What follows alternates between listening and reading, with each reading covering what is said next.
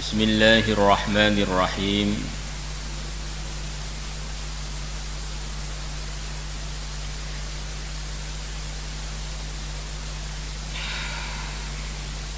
Suratul Mas'alah nih, pertanyaannya ini gambarannya bagaimana?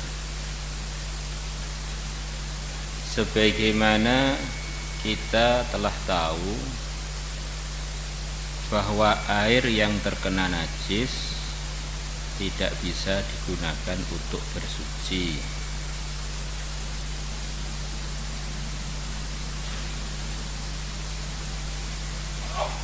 Dan di antara ciri air yang dihukumi mutanajis dapat diketahui dari perubahan sifatnya, yaitu baunya berubah, warnanya berubah, rasanya berubah.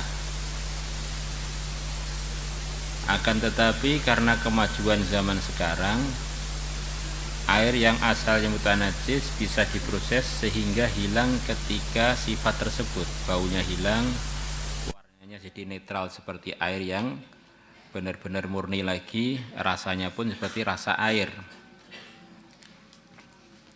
Sebagaimana kalau kita pergi ke hotel-hotel, tempat penginapan-penginapan di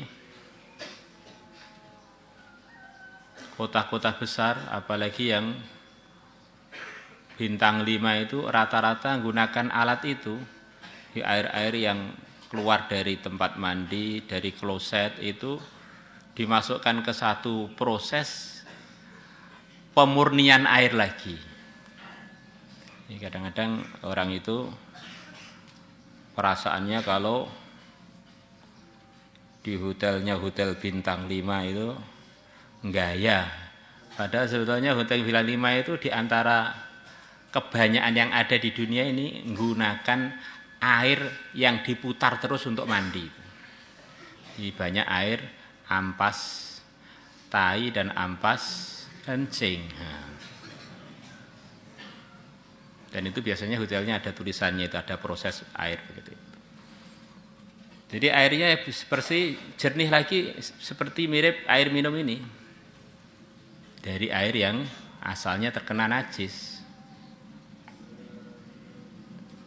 Maka hukumnya bagaimana?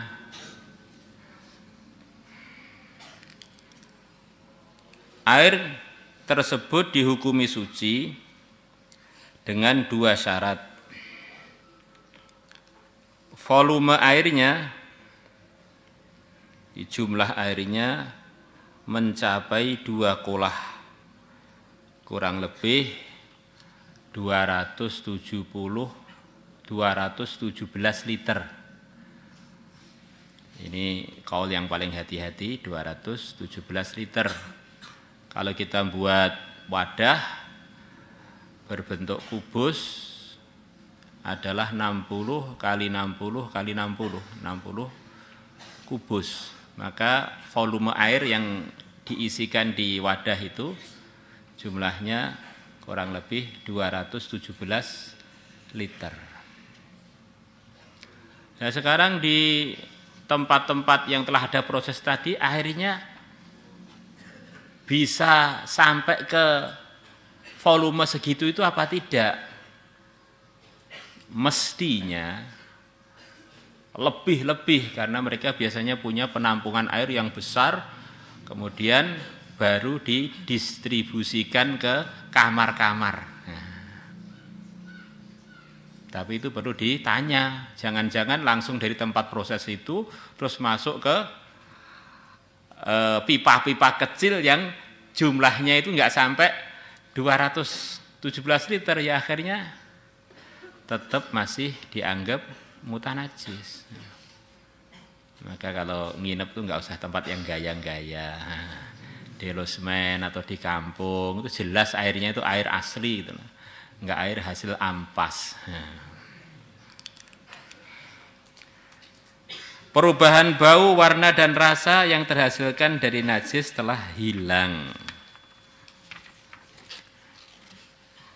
Pernah kita waktu itu safar di satu daerah di Indonesia, hotelnya bintang 5. Lah kok airnya itu warnanya kuning, jangan-jangan itu dari hal yang kuning, ya Masya Allah. Semua kamarnya warnanya kuning, padahal hotel termahal di daerah itu. Jadi deg-degan nih, jangan-jangan nih mandi pakai air tai nih. Dan petugasnya ditanya nggak tahu itu. Salat li hurmatil waqti dengan cara qashar. Bolehkah salat li hurmatil waqti dikerjakan dengan cara diqashar? Jawabannya boleh. Salat li hurmatil waqti. Di antaranya artinya hurmah itu adalah penghormatan atau pengagungan kepada waktu sholat yang sedang kita masuki. Jadi inna sholata kanat 'alal mu'minina kitaban mauquta. Di sholat itu waktunya telah ditentukan oleh Allah dan sebagai kewajibannya orang-orang yang beriman.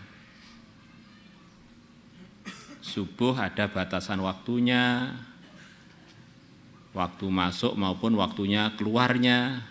Zuhur begitu juga, asar begitu juga, maghrib begitu juga, isya begitu juga. Yang 5 waktu ini setiap kita masuk di waktunya langsung tertuju kepada kita perintah Allah aqimis shalah, tegakkanlah salat.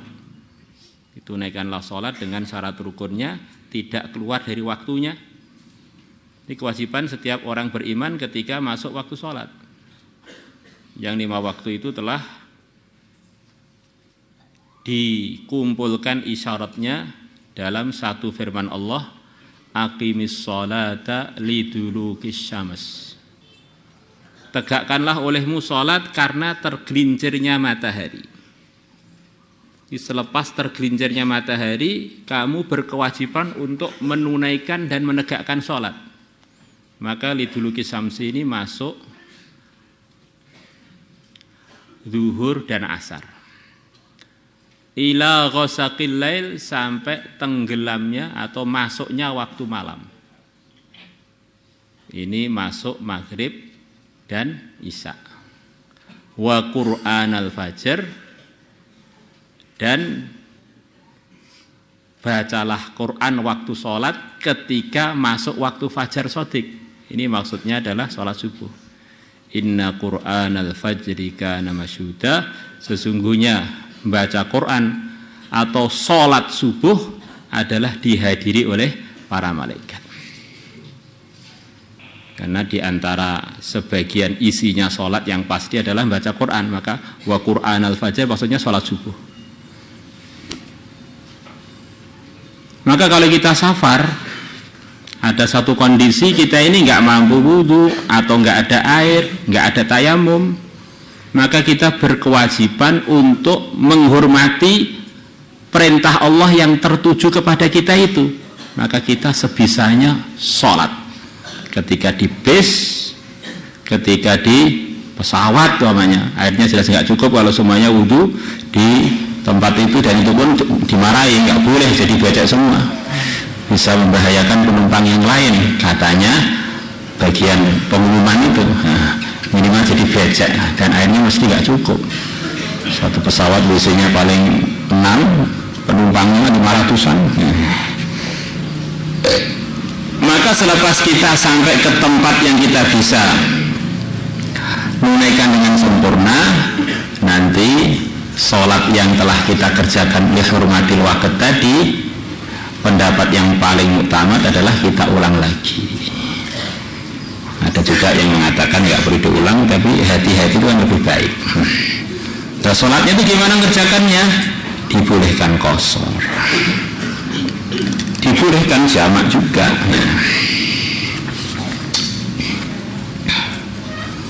Zakat dari hasil mukhabarah. Jadi ada dalam kitab fikih itu bab namanya bab mukhabarah. Kalau dalam bahasa Indonesianya kurang lebih kesepakatannya pihak pemilik tanah dengan calon penggarap tanah dia dengan tanaman yang terwajibkan zakat, tanaman-tanaman makanan pokok seperti padi, gandum, mungkin jagung. Dengan kesepakatan si penggarap atau pemilik benih dapat bagian sekian, kemudian pemilik tanah dapat bagian sekian.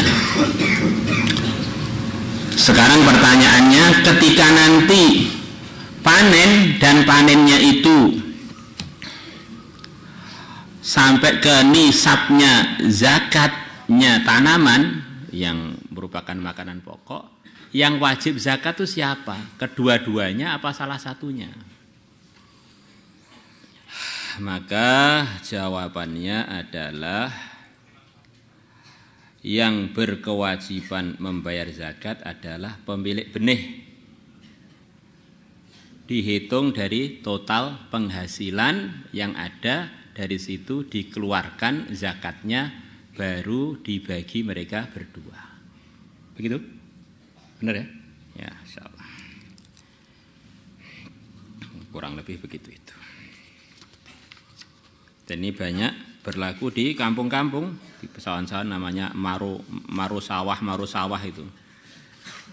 Siapa yang berkewajiban bayar zakat? Pemilik benih.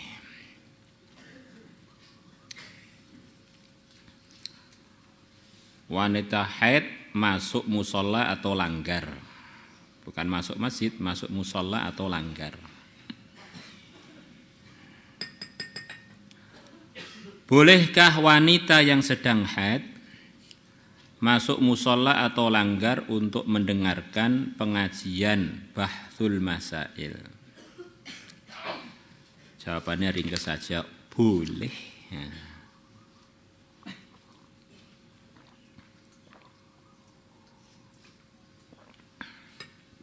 Nah itu masjid putih itu bagaimana Pak? Masjid Petah, masjid putih, namanya aja masjid. Terus santri-santri putri sekarang ngaji ngasar di masjid merah, masjid putih, sebagian lagi haid, gimana Pak? Kita sudah nerangkan dulu bahwa kita memilih pendapat yang membolehkan. Dan itu masjid merah maupun masjid putih itu memang akadnya masjid, dan yang bangun juga ketika bangun itu juga niatnya dia mengeluarkan uangnya untuk masjid. Itu yang bangun teman saya yang masjid merah itu, yang bangun namanya Fauzi, orang Mesir, habis berapa itu, 2 miliar lebih dikit mungkin ya.